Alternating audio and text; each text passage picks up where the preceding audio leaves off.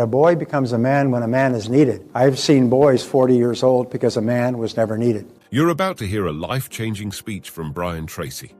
Relax, take notes, and watch this entire video so you don't miss anything that can have a huge impact on your life. Taking charge of your life. One of the most important decisions you ever make is to move from child to adult. We're conditioned from infancy to see ourselves as children. With children, there's other people in charge of our life. They make our decisions for us. They tell us what to eat and when to eat. They tell us when to go and when to come.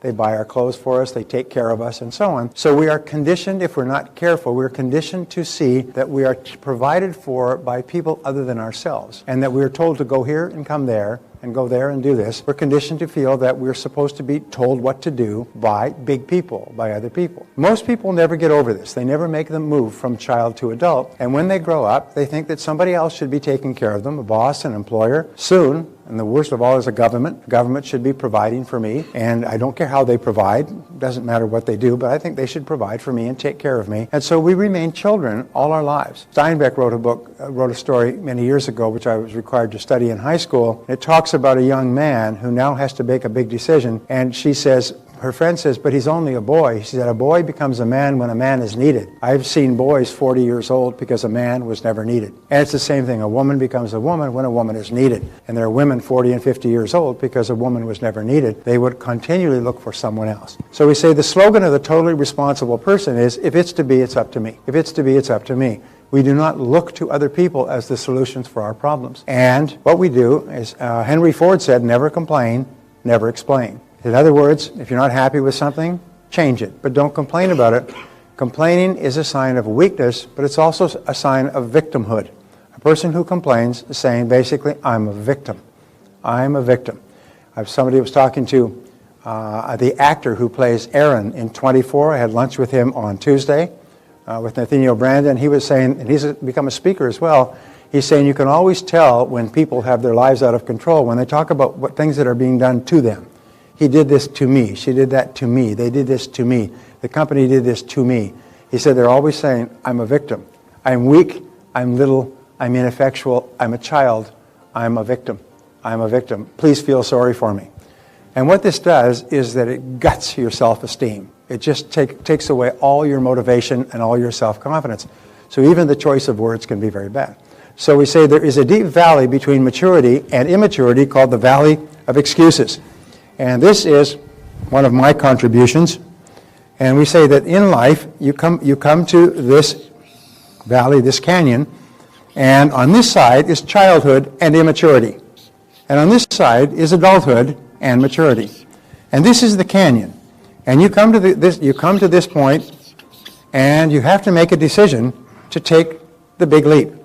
But what most people do is they take the leap tentatively, and they try to cross the canyon of excuses. And this is the canyon of excuses. They try to cross it in 2 jumps. And they end up in the valley of excuses. And the valley of excuses is one of the greatest obstacles to success in adult life. We make excuses. I often say that the 80% of the population goes to someday I'll.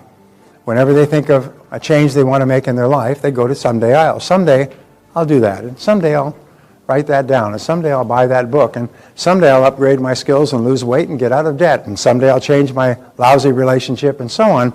And then they end up in the valley of excuses. So your job as a fully functioning adult, when you reach here, is to make a leap to the other side. And once you made a leap to the other side, there's no going back. And this leap of accepting total responsibility for your life is scary, and that's why most people don't do it. It's also exhilarating because it liberates you to say, I am in charge of my own life. It's me that's in charge. So your job is to leap over the valley of excuses, accept total responsibility for your life, and never go back. And never go back.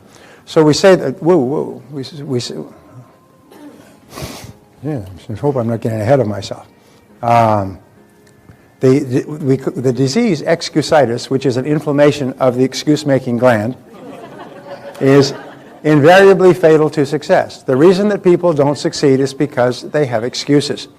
You cannot imagine a leader weeping, whining, crying, and making excuses. As Mark Twain said, there are 1,000 excuses for failure, but never a good reason. So one of the things we do is there's no more excuses. Either do it or don't do it. Get in or get out, but I don't make excuses. And So we say number 6, acceptance of responsibility is not optional, it is mandatory.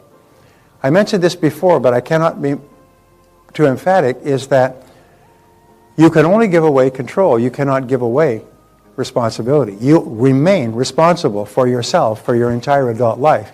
You can give away control by trying to make someone else responsible for your life, and you do, and then you wait for them to tell you what to do or what not to do, or to give you a raise or to promote you or demote you or hire you or something else. Or you can accept responsibility. And accepting responsibility is mandatory. You cannot go any further. You are literally blocked in place, almost like there's a wall in front of you, until you accept responsibility and make the leap and never make another excuse. So we say that the word responsibility can be broken down into 2 words, response and ability. It is your ability to respond. The challenge response theory of history is a fascinating part of history that I came across in studying the work of Gunnar Myrdal, who got an Academy Award for his work. He said that every civilization in history, put this down, I don't want to push that button. All right. He said every civilization in history began with a small tribe sometimes as small as 3. The Mongol Empire, which was the largest empire in the history of man on earth, which extended from the Sea of Japan all the way to the Danube in Europe and all the way through the Middle East and all of China and half of India, started off with 3 people. Genghis Khan, whose name was Temujin, his brother, his mother Bortai, and his brother. Doesn't escape me. Anyway, there are 3 of them. The tribe had been wiped out. They ran into the Gobi Desert and hid. And what Temujin did was he sought out the tribe of his, and so what happens is every single tribe that became an empire started off with a major challenge to which they had to respond effectively. Well, this was a major challenge. The tribe was wiped out. So he responded by joining his uncle's tribe and becoming a valued member of his uncle's tribe. And if you respond effectively, the empire would grow. If then that tribe was attacked by other tribes, if they responded effectively and won, then the empire would grow again. As it grew, it would keep bumping up against other tribes and other kingdoms, and there would be conflict. And if they reorganized and responded effectively, they would grow again. And this would continue, and it would continue until they no longer were able to or had the will to respond. All of the last 26 civilizations in history, 25 collapsed from within. The 26th great civilization is the American civilization. And they all collapsed from within because they became weak. They collapsed like Rome collapsed on bread and circuses, welfare for the masses, buying them off with massive taxation on the ones that were productive, until finally they gutted themselves from within and the barbarians came from outside and just took over the city, and the Roman Empire disappeared. Well, in our life, every time we respond effectively to a challenge, we grow and become stronger. And we become more tenacious, and we become more confident, and we become more powerful. So the only thing that we can be sure of is challenges. Your life will be one series of challenges after another. They will never stop. They will come like the waves from the ocean, problem after problem after problem. The only question is, can we respond effectively? And if you do, you continue to grow. As soon as we stop responding effectively to the challenges of outside life, what happens is we begin to implode. So whenever you have a challenge, remember, you just say, well, here we go again. This is what I do. I respond effectively to challenges. And the wonderful thing is, and I learned this in the metaphysics, make the decision that no matter what happens, you will respond effectively. And pre-program yourself, so no matter what happens, I respond effectively. No matter what problem I have in life, I take charge of it, I accept responsibility, and I respond effectively. If you make that decision in advance, then when the problem occurs, it's almost like they push the automatic button, you're already set, and you respond effectively. You don't even have to think, what should I do in this situation? You just respond in an effective way. You don't get upset or angry or weep or cry or lash out at other people. What you do is you say, it's a problem, so we respond effectively. What do we do from here? Very, very important. This attitude is the attitude of the leader. So civilizations grow and decline to the degree to which they meet challenges and respond effectively, just as individuals grow or decline to the degree to which they meet challenges effectively.